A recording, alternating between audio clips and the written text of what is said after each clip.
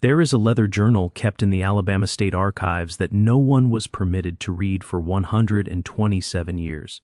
When historians were finally allowed to open it in 1974, 3 of them asked to be transferred to other departments almost immediately. The journal belonged to a doctor who had been summoned to a plantation outside Selma in 1847. What he recorded there was so disturbing that on the very first page he wrote, "May God forgive me for not burning this." Yet he continued, writing that someone had to know what he witnessed, even if that knowledge arrived a century after his death. The plantation was called Willowmere. The woman who owned it was named Elizabeth Crane. And what she created there was not simply slavery. It was something far worse, something that twisted the already vile logic of human bondage into a deliberate nightmare that destroyed everyone it touched, including her own children. In 1847, along the banks of the Alabama River, Elizabeth Crane was running a breeding system that used her own sons as tools. She kept careful records. She tracked bloodlines the way a horse breeder would. She broke families apart, forced unions between relatives, and built a system so organized that even other plantation owners spoke about it in horrified whispers, yet none of them stopped her. Because in Alabama in 1847, enslaved people were not recognized as human under the law. They were property, and what you did with property was considered your own concern. What makes this story especially disturbing is that Elizabeth Crane was not a raging sadist who took pleasure in cruelty. She was worse than that. She was a business-minded woman who viewed human beings as inventory, who measured profit in the lives of children, and who convinced herself that her actions were not only acceptable, but forward-thinking. She called it improvement. She called it efficiency. She called it progress. What she never called it was what it truly was, a crime against humanity so deep that even the soil of Willowmere seemed poisoned by it. Before going further into this darkness, understand one thing. This is not meant as entertainment. This is testimony. These were real people who suffered in ways that should make us feel sick to remember. If you are still here, if you are willing to witness what happened at Willowmere Plantation, then you need to hear all of it. The comfortable lies we tell ourselves about history need truth as their cure. Remembering is an act of resistance. Forgetting the dead means killing them a second time. This story does not begin with Elizabeth Crane, but with the death of her husband and the debt he left behind, a debt that would cost dozens of people their lives and their humanity. Willowmere Plantation covered 8,400 acres along the Alabama River, about 12 miles south of Selma in Dallas County. The land was rich black soil that produced cotton as if the river itself were pumping wealth straight into the ground. Colonel Marcus Crane bought the property in 1809 using money inherited from his father's shipping business in Savannah. By 1825, Willowmere was producing 340 bales of cotton each year, and Marcus Crane was considered one of the most respected planters in the county. He married Elizabeth Thornton in 1821. She was 17, the daughter of a failed banker from Montgomery who had lost everything during the Panic of 1819. The marriage was practical for both of them. Marcus needed a wife to run his household and produce heirs. Elizabeth needed escape from poverty and the social ruin that followed her father's failure. For 20 years, the arrangement worked well enough, if without warmth. Elizabeth gave birth to 6 children between 1822 and 1835. Only 3 survived infancy: 2 sons, Jonathan born in 1823 and Samuel in 1826, and a daughter, Mary, born in 1830. They were raised within the strict structure of plantation elite life.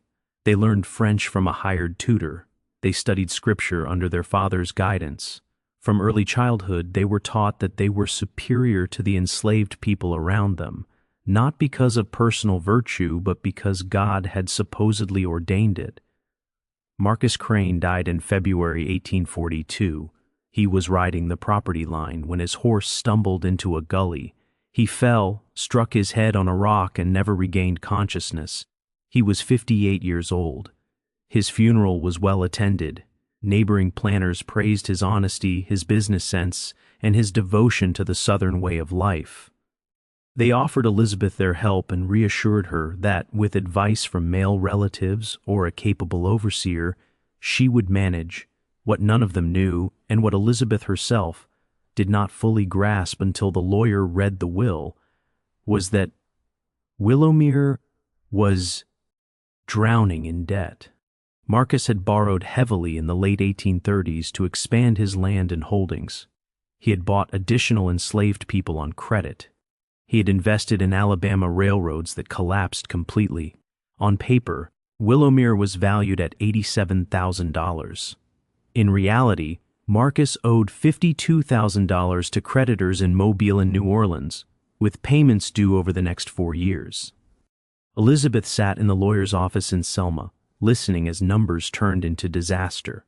She was 38, a widow with 3 children, and a plantation that existed mainly as collateral for debts she could not repay. Selling Willowmere would barely cover what was owed. She would be left with nothing, no home, no income, no status, only poverty and dependence on relatives who might not help her. The lawyer, a thin man named Horrifying, cleared his throat and spoke carefully. "There might be options," he said. "If production could be increased enough to pay the notes as they came due, she might keep the property. But that would require major increases in output without new investment. It would require," he paused, "the maximum efficiency from her existing resources." Elizabeth understood exactly what he meant. She needed to make the enslaved population produce more without buying additional workers. She needed to extract more labor, more value, more profit from the 63 people Marcus had owned and that she now owned. And she needed to increase that number without spending money. There was only one way to do that: breeding. Most plantations relied on what owners called natural increase. Enslaved women had children, and over decades those children became work. Rs. It was slow but steady. Elizabeth did not have decades. She had 4 years before the largest debt came due. She needed fast growth, organized growth. She needed to turn reproduction into an industrial system. The idea did not appear fully formed. It developed over months as she studied ledgers, calculated margins, and lay awake at night doing math that traded human dignity for financial survival. She began tracking the women at Willowmere, noting their ages, health, and fertility. She selected the 11 youngest and strongest women, aged 16 to 24, and moved them into a renovated cabin near the main house where she could watch them closely.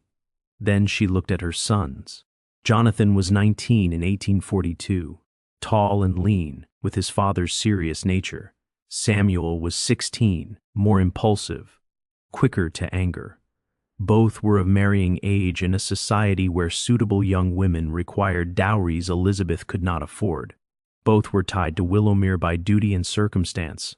Both, she realized with cold logic, were resources she could use. The first conversation happened in September 1842. Elizabeth called Jonathan into her study, the room where Marcus had once managed plantation business. She had been running it herself for 6 months by then and had discovered she was good at it, perhaps better than her husband. She was not sentimental about tradition or reputation. She cared about results. She told Jonathan they needed to discuss Willowmere's future and asked if he understood their financial danger. He nodded. She explained that the fastest way to increase their holdings without spending money was to accelerate reproduction. As understanding spread across his face, Jonathan grew pale. He tried to speak, but she stopped him. She told him this was his duty, that the family's survival depended on it. The children born would belong to Willowmere and secure their future. Jonathan stood up, shaken, and said it was obscene, that his father would never have allowed it. Elizabeth's voice turned hard. His father was dead, she said, and his father's methods had left them ruined. She told him he could help her, or he could watch his sister starve when creditors took everything. They argued for hours, but Elizabeth had already won. She knew Jonathan's fear of poverty, his sense of duty, his lack of options. By October 1842, Jonathan entered the cabin where the selected women lived. He was assigned to Celia, an 18-year-old born at Willowmere, strong from field labor. She had no choice. Compliance meant slightly better food and safety for what family she had left. Resistance meant punishment, separation, or sail south. What happened in that cabin was not consent. It was not romance. It was not even the usual violence of masters forcing themselves on enslaved women. It was colder than that. It was organized, scheduled, and recorded in ledgers beside cotton yields and equipment repairs. Jonathan came 3 nights a week. Elizabeth tracked cycles to increase chances of pregnancy.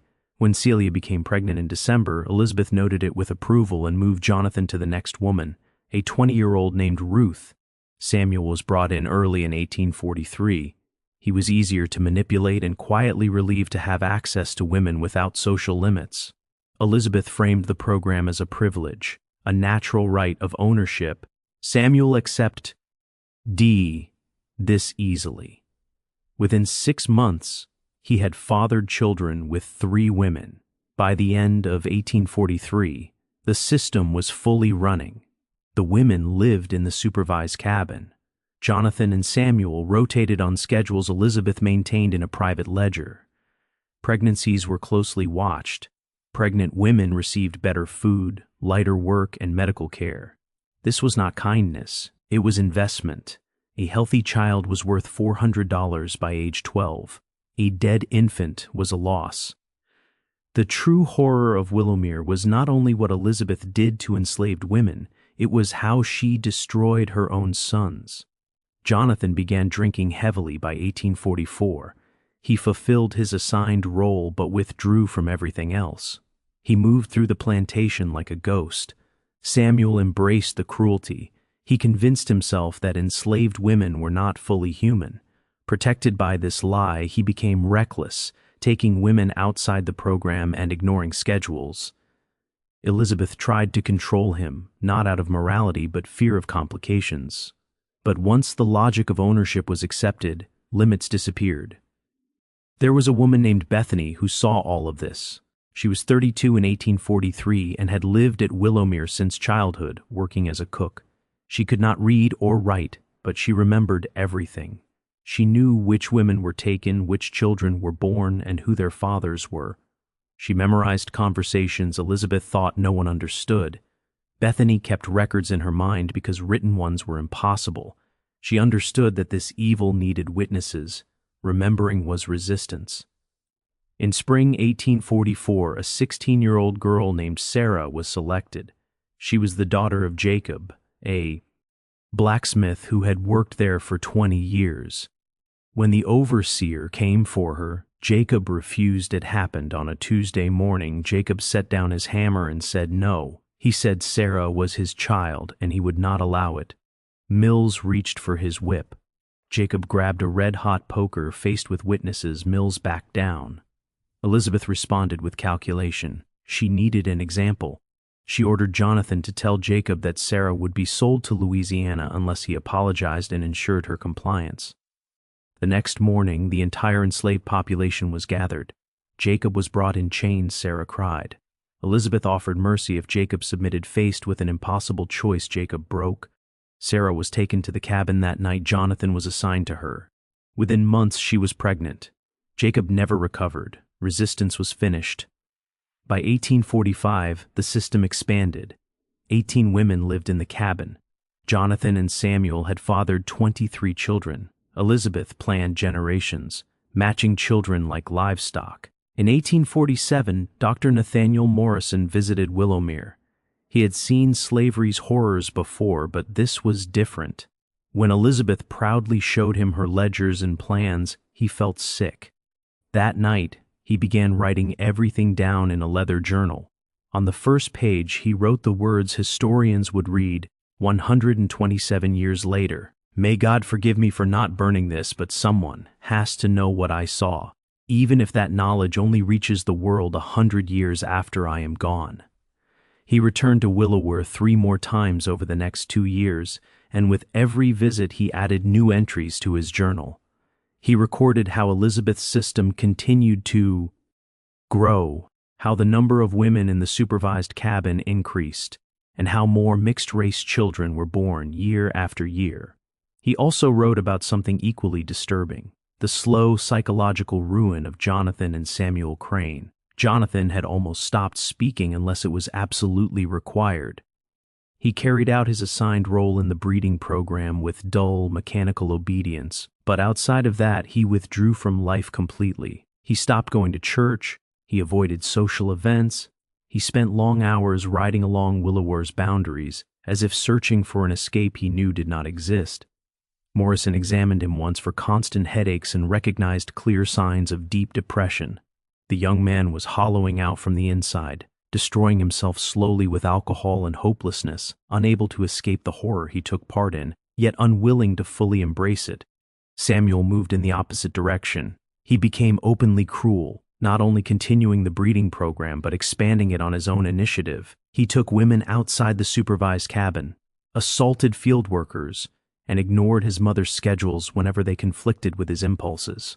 He also grew more violent, beating enslaved people for small mistakes and using physical pain to assert control. Elizabeth tried to restrain him, worried his excesses would cause trouble, but Samuel was no longer under her control.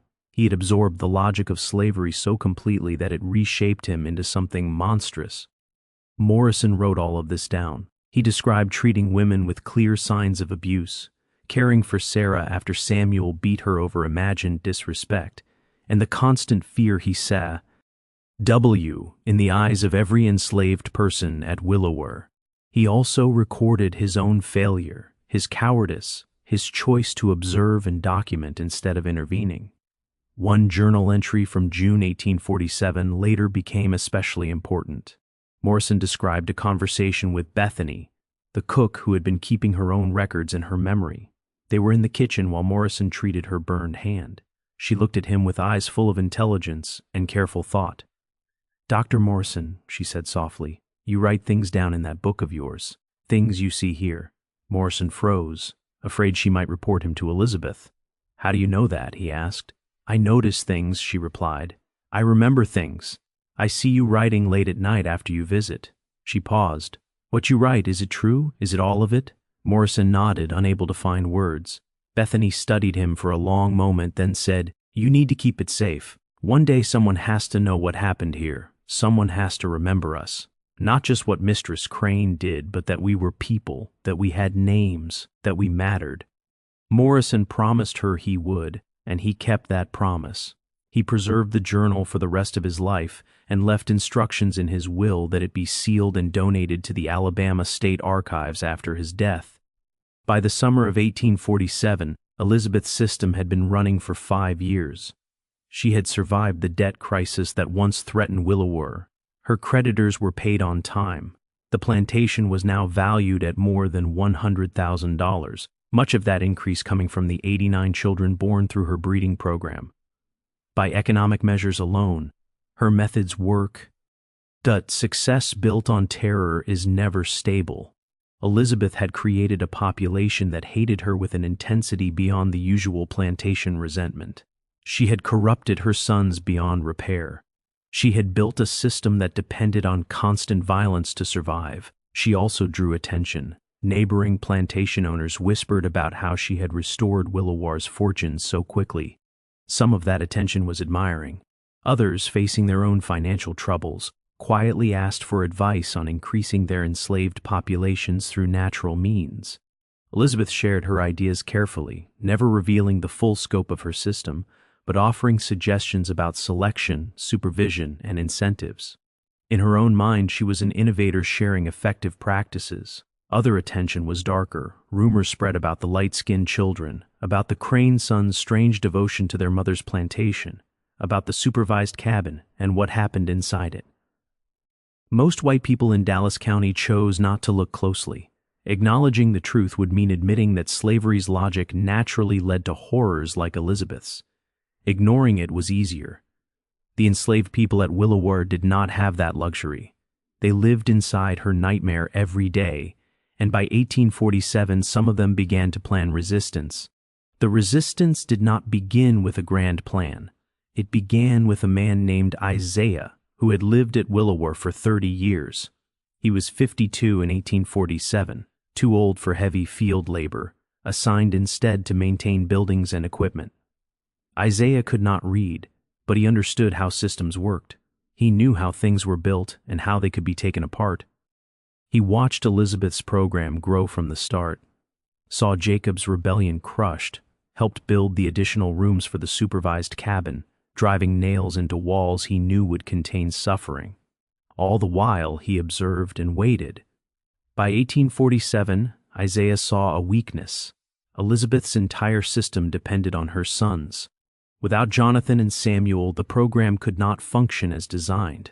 Overseers could force women, but that would be crude, visible, and harder to control. Her sons were essential, which meant they were also vulnerabilities. Isaiah began speaking carefully with others, testing trust, judging who might risk everything for change. He moved slowly, knowing fear could make people betray each other. Over time, he gathered a small group who believed that survival alone was not enough. Bethany was part of it, so was Jacob, broken but symbolic. Clara, who worked in the main house and knew Elizabeth's routines, joined as well. Daniel from the stables, who knew the roads away from Willower, became another link.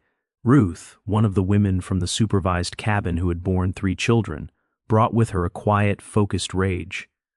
They did not plan open revolt. They could not win a direct fight. They could not escape together without being hunted down. Instead, they planned sabotage. They would create disorder. They would make Elizabeth's system too costly to maintain. If luck favored them, they might destroy it entirely. The first act was subtle. Ruth began giving false information about her fertility, claiming illness during fertile periods and health during infertile ones. Other women followed her lead. Within 3 months, pregnancies dropped sharply. Elizabeth noticed but blamed chance. Clara then made small mistakes in record-keeping, misplacing ledgers, smudging ink, altering dates just enough to ruin the system's precision. Isaiah ensured tools failed more often. Plows cracked, wagon wheels broke. The cotton gin needed constant repair. Each problem drained time, money, and attention. The most damaging disruption came unexpectedly from Jonathan Crane himself. By late 1847, he drank constantly. He missed scheduled visits to the cabin. When Elizabeth confronted him, he erupted, saying he was finished, that she had taken everything from him. Elizabeth tried threats and manipulation, but Jonathan was her son, not an enslaved man. His collapse became public. Neighbors noticed his absence from church. Merchants spoke of his erratic behavior. Elizabeth's reputation began to crumble. In November 1847, Jonathan fled to Selma, took a room at a boarding house, and sent his mother a letter saying he was done, that he would rather starve than return. Elizabeth went after him, found him drunk and broken, tried reason, threats, and pleading. Nothing worked. Jonathan meant what he said. Elizabeth returned alone and told Samuel to compensate for his brother's absence. Samuel agreed eagerly, but one man could not sustain the system alone. Productivity fell further. Then, in December, Samuel beat a woman named Naomi so badly that she miscarried and nearly died. Morrison treated her and was horrified by the injuries. He confronted Elizabeth, warning her that Samuel had lost control. Elizabeth dismissed him. Naomi lived. The child could be replaced. Morrison finally understood the depth of her corruption. He left Willower and never returned, writing that he could no longer be complicit. Without Morrison, childbirth became more dangerous. Women and infants died more often. By early 1848, Willower was unraveling. Violence increased, but so did resistance. In March, the supervised cabin burned. No one died, but the message was clear. When it burned again weeks later, Elizabeth knew she was losing control. Equipment vanished. Crops were damaged. An overseer was beaten and fled. In April 1848, Elizabeth announced the end of the breeding program. The cabin would be demolished. The women would return to field work. She framed it as a practical choice, but everyone knew the truth. The enslaved people had forced her hand. It was not freedom, but it was a victory. The damage remained. Children born through the program grew up bearing visible proof of what had happened. Elizabeth tried to erase evidence by selling some children and burning records. Memory, however, survived. Stories were told. Names were remembered. Jonathan died in 1851, destroyed by guilt. Samuel was sent away after killing a man and died violently years later. Elizabeth declined, suffered a stroke, and died in 1856. Willowar was sold, slavery ended, and freedom came incomplete and fragile. Bethany lived to testify. Morrison's journal was sealed and later opened. Historians pieced together the truth. The story emerged slowly, painfully, but clearly. What happened at Willowar was real. The suffering was real. The resistance was real. Remembering is not optional. Memory is resistance. Testimony is power. If you've heard this story, you are now a witness. What you do with that truth matters.